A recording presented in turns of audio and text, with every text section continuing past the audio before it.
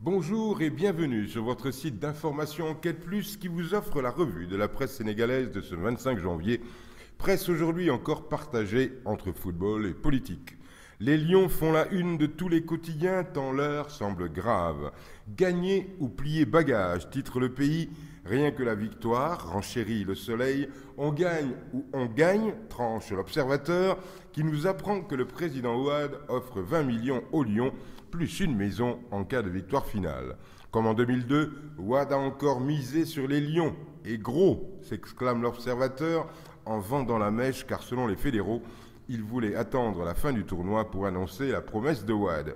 C'était top secret, mais l'urgence liée à cette qualification obligatoire a fait sortir l'information des tiroirs de la table de nuit du président de la fédération, qu'il a donc révélé aux joueurs comme pour fouetter leurs envies, à défaut de leur orgueil. 20 millions, c'est bien, mais la Guinée équatoriale n'est pas en reste, puisque l'Observateur nous apprend sur toute sa une que les autorités équato-guinéennes casquent fort et promettent 1 milliard de francs CFA, rien que pour battre le Sénégal.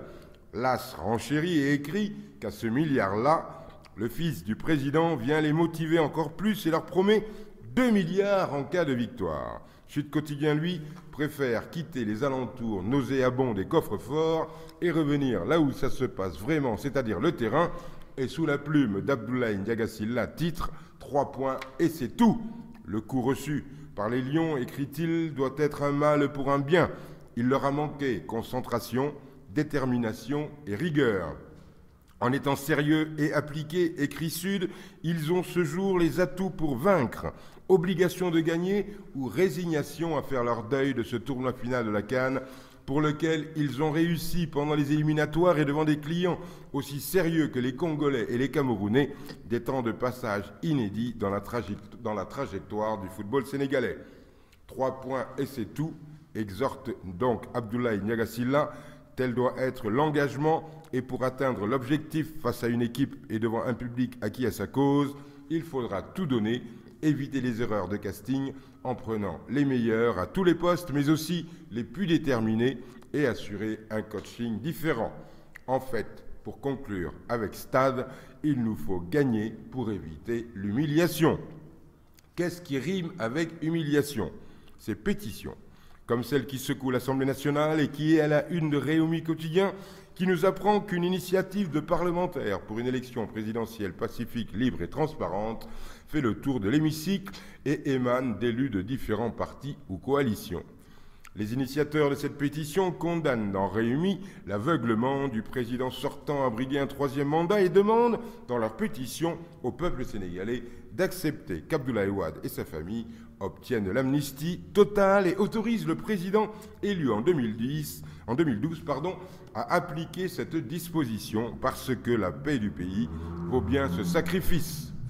Djongé Motibole, titre la Tribune, pour parler de la candidature de la styliste Diouma Diakhaté à l'élection présidentielle. C'est avec fierté que Diouma Dieng a accepté de porter les couleurs de Djoubel, mouvement des chômeurs du Sénégal. La patronne de Chalimar Couture indique être convaincue que pour gouverner ce pays, il faut remplir certains critères dont l'amour pour son pays, la compétence pour combattre la dépendance et la pauvreté. Tragicomédie, se désole Birima dans le billet de la Tribune, en écrivant qu'en entrant dans la danse de 2012 de manière aussi impromptue, Diouma Diakhaté suit la logique de ceux-là qui pensent que tout citoyen sénégalais a le droit de se présenter à la présidentielle.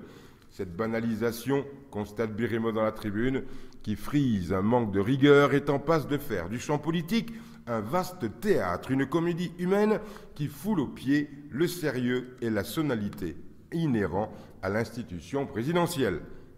Elle met aussi à rude épreuve la politique, la rabaissant à un simple jeu de grands enfants qui manipulent à leur guise les outils de la communication de masse et l'argent à la provenance douteuse, avant de conclure son billet en disant au bord du dégoût que non, décidément non, le Sénégal de Senghor et de Cheikh Anta Diop ne mérite pas ça. Mais pour Momardien, dans Enquête, la coïncidence est trop forte pour être laissée au seul bon soin de l'imprévisible dieu hasard. Le stratagème trop suggestif. La candidature annoncée de la styliste Diouma Diakhaté est-elle un autre hasard subitement mûri, né au détour d'une rencontre avec des chômeurs et des sans-emploi? Dans quel cirque sommes-nous allés nous fourrer, s'interroge l'éditorialiste de Enquête, pour que pareilles initiatives soient osées dans notre pays? On peut n'avoir aucune amertume contre cette styliste renommée, mais politiquement, on a le droit de considérer que cette dame est le jouet d'un puzzle politicien dont l'objectif ne va pas plus loin que de détourner les votes espérés de personnes précarisées par la politique économique prédatrice du régime. Montmardien poursuit dans Enquête en écrivant que la diversion à laquelle fait penser sa candidature subite et sortie de nulle part pour émietter les suffrages du peuple ne l'honore pas, en même temps qu'elle vient fortifier l'entreprise diabolique de destruction de la politique avec un grand P que Maître Wade favorise depuis 12 ans.